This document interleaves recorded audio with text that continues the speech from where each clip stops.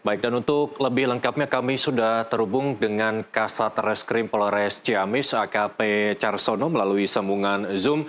Pak Kasat, terima kasih telah bergabung bersama kami di NTV Crime. Kalau soal kronologi sudah dibongkar di paket sebelumnya, saya mau tahu modus apa yang dilakukan oleh pelaku terhadap para korban. Baik, modus yang dilakukan oleh pelaku adalah dengan cara kekerasan maupun dengan cara menampar kepada para korban. Demikian.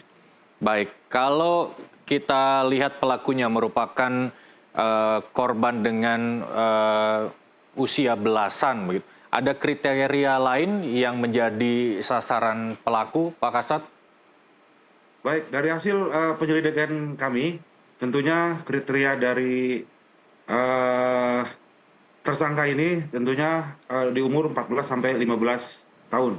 Yang kemudian juga tentunya sasaran mereka dia adalah seorang motivator yang memang sering masuk ke sekolah-sekolah. Demikian Mas Irsal. Baik, kalau dilihat dari sasaran 14 hingga 15 tahun, terus mengingat juga pelaku sudah berusia dewasa dalam hal ini seorang mahasiswa, apakah ada dugaan kelainan pelaku untuk melakukan tindakan kekerasan seksual terhadap korban remaja, Pak Kasat? Baik, kami sudah berkoordinasi dengan tim psikologi ataupun psikiater. Insya Allah kita besok baru kita akan periksakan apakah di situ ada kelainan penyimpangan secara seksual atau tidak. Demikian. Baik, dari ke-13 korban ini bukan korban yang sedikit. Berapa rentan waktu pelaku melakukan kekerasan seksual dari korban pertama hingga korban terakhir ke-13? Baik, dari hasil pemeriksaan kita terhadap tersangka, bahwa rentan waktunya itu dari tahun 2023, di mana tersangka ini adalah salah satu motivator yang sering memasuk ke sekolah-sekolah dengan memberikan motivator berupa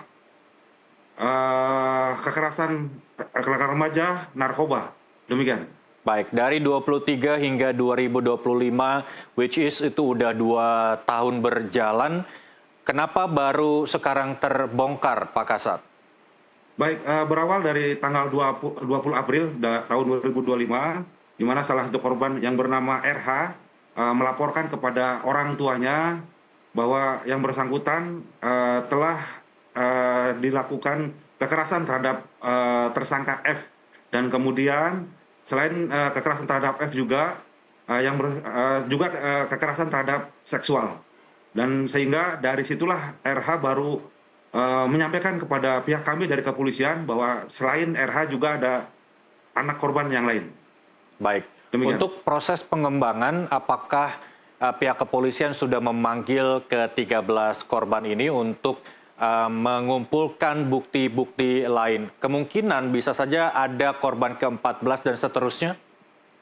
Baik, saat ini kami sudah melakukan pemeriksaan, tentunya didampingi dengan pihak keluarga atau orang tuanya. Alhamdulillah 13 sudah kita minta keterangan semuanya, dan kami jemput bola juga Mas Irsal ke lapangan untuk percepatan korban lain. Dan kami pun terus menghimbau pada masyarakat Ciamis, tentunya apabila ada korban dari F ini segera ke kami dan kita akan jemput bola. Demikian. Baik, dari pemeriksaan yang dilakukan oleh pihak kepolisian terhadap tersangka, apakah tersangka cukup kooperatif untuk memberikan informasi-informasi yang dibutuhkan oleh pihak kepolisian? Baik, berawal yang bersangkutan cukup mengelak, Mas Rizal.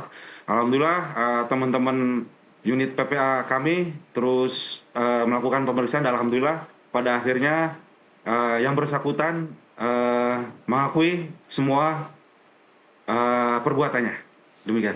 Baik, tentunya setiap tindakan yang dialami oleh anak di bawah umur, dalam hal ini 14 hingga 15 tahun seperti yang Pak Kasat tadi informasikan, ada trauma-trauma yang kemungkinan dialami oleh para korban. Kemudian bagaimana pendampingannya, Pak Kasat?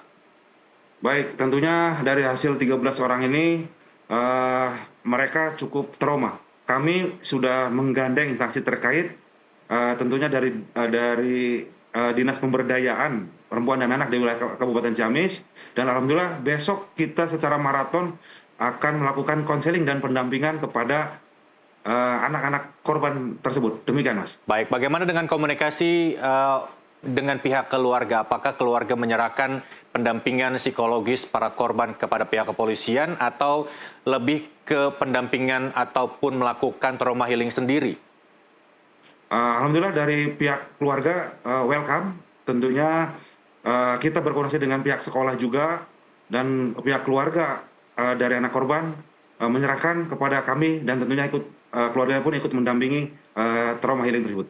Baik, Demikian, Mas. dari ke-13-nya ini merupakan keseluruhannya laki-laki atau dicampur, ada laki-laki dan juga ada perempuan?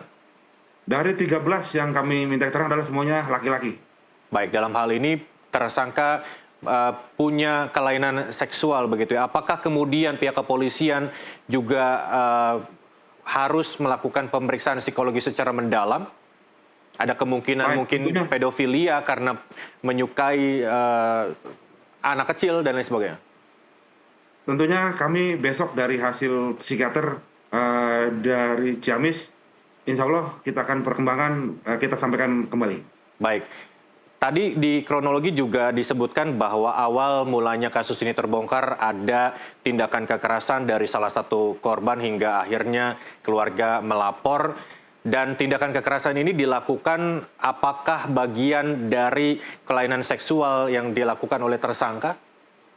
Baik, betul, Mas. Dari hasil pemeriksaan kami terhadap tersangka ini, yang bersangkutan kalau tidak nurut atau perintah dari si tersangka ini, seperti mohon maaf melakukan tindakan oral seks, itu melakukan pemukulan dan pencakaran maupun penjamakan terhadap rambut. Baik, anak ada tindakan pengancaman untuk membungkam para korban agar tidak melapor? Tentunya seperti itu, betul, Mas.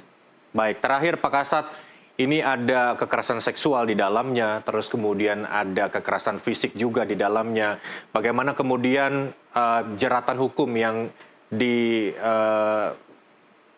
kepada tersangka ini?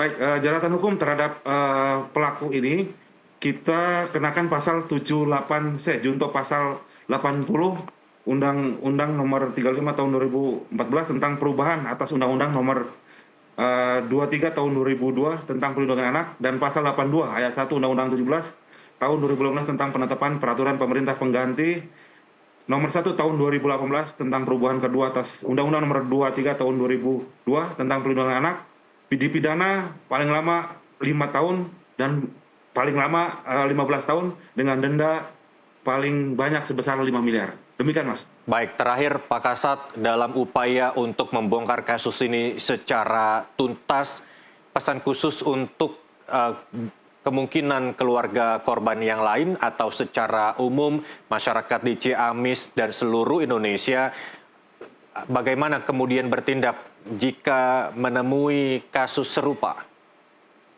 Baik, kami himbau kepada seluruh masyarakat Ciamis khususnya tentunya jangan pernah takut lapor ke kami, dan kami akan tindak lanjuti, dan tentunya kami akan berikan pendampingan secara maksimal. Karena apa? Ketika anak tersebut jadi korban, dimungkinkan nanti ke depannya akan jadi pelaku.